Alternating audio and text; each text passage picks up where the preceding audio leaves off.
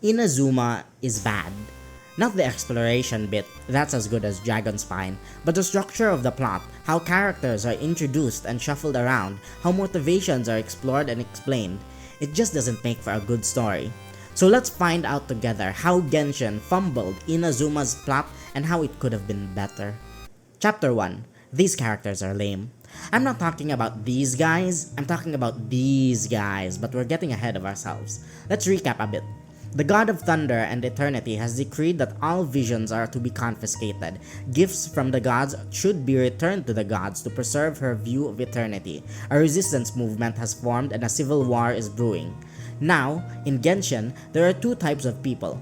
First are the important ones with unique models, superpowers, actual personalities, and a high possibility of becoming playable. Most of the time. Second are the not so important ones with generic models, no superpowers, and single note personalities. So we have playable characters and NPCs. There are exceptions. Sometimes these second-class citizens get a ton of personality. For example, the NPC team that you explore the chasm with, those guys are great. A little annoying, but still great. Largely though, people without unique models are just background characters and kinda boring. This is a problem with all media, but Genshin exacerbates the problem because character designs in-game are fucking peak, and NPCs can't really bridge that gap. It's just the nature of the design. It forces the players, us, to inherently think of background characters as lesser most of the time. Anyway, the game usually pushes this problem to the back. They structure the main story in a way where the problem doesn't come up. In Liyue and Mondstadt, for example, only people with unique models do extensive stuff in the plot, and it works. NPCs do background character stuff, and playable characters do main character stuff. For some reason though, Inazuma doesn't follow this structure. We get character after character who are not unique, not memorable, and certainly not important, yet are front and center of the show. Getting to Inazuma, we need to enter a tournament to earn passage to the archipelago. The participants, NPCs. Toma, the local fixer, needs us to help people in exchange for his services. Who do we interact with?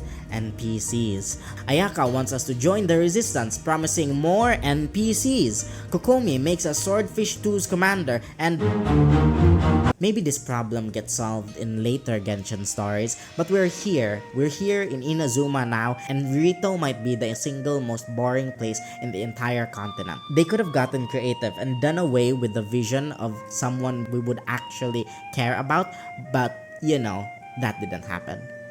The first lesson here, then, is when writing a story, you should write it in a way where the unique aspects of your world are exemplified and the weaker parts move to the back. You don't put your weaknesses on the front line. Chapter 2. These guys aren't much better. Playable characters still appear in the story, except in that one part where Toma ditches us, but just ignore that. You'd be forgiven for thinking that there'd be some interesting characterization in the characters, but then you'd be forgiven. At least in the main quest. It's possible that everyone here gains depth in their own dedicated character stories, but not here. There's just not enough screen time for characters to happen, especially since NPCs keep stealing the spotlight. A possible solution would be to lengthen the story. Any narrative given enough length becomes good eventually, but I find that kinda cheap. The real solution would be to tighten the character web. What's a character web? It's a graphic organizer, but it's also a clever guide to cheat characterization. Instead of fully fleshing out one person, you create the illusion of depth by just comparing two people. That way, they contrast each other and players fill in the differences by themselves. Keiya and Diluc are Genshin's poster boys for this. But Inazuma is unique because everyone is basically Diluc. Everyone needs a quick character introduction because the plot is happening now. So what they should have done was introduce at least 2, 3, or even 4 people at the same time, like Mondstadt did, and they were not lacking in opportunity. They didn't consolidate the two rebel factions, Yae Miko didn't appear early to form a connection with the Shogun, Toma didn't accompany us to the Sangonomiya faction, they didn't even introduce Kokomi and Goro at the same time. There's one exception to this parade of whatever this is, but I'll talk about them later. The second lesson here then is when you make a big cast of characters, you need to have them interact to justify the large cast, or else you might as well not have them at all. Chapter 3. Tepe is the logical conclusion of the previous two problems. With playable characters getting shafted and NPCs getting screen time, it's only natural that an NPC would be fleshed out, or at least attempted to be fleshed out. Spoilers for a bad story, but Tepe dies. Sorry if you discovered that here, but I'm kinda desensitized to this. The other game I play, AQW, does this all the time and I'm trained to see the signs. Tepe has a jolly, accommodating personality, glue-like sticking quality that makes him our guide for a new area and unrealistic future plans. A perfect recipe. It's almost factory made to make us connect with him because he's just so damn likable. In reality, he's an NPC.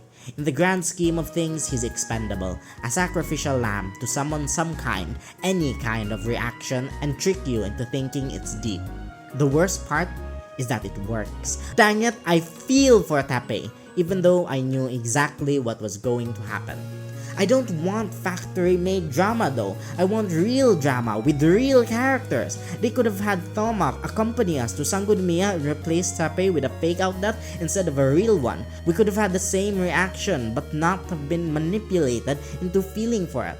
The final lesson is I don't like cheap tricks. Just write a better story. It's hard to understand how something like this happens, especially since in the same region, there is a world quest that also has the death of a character yet is handled infinitely better. The sacred Sakura cleansing ritual has you searching for roots of the great Sakura tree and defeating the embodiments of evil that have seeped into the roots.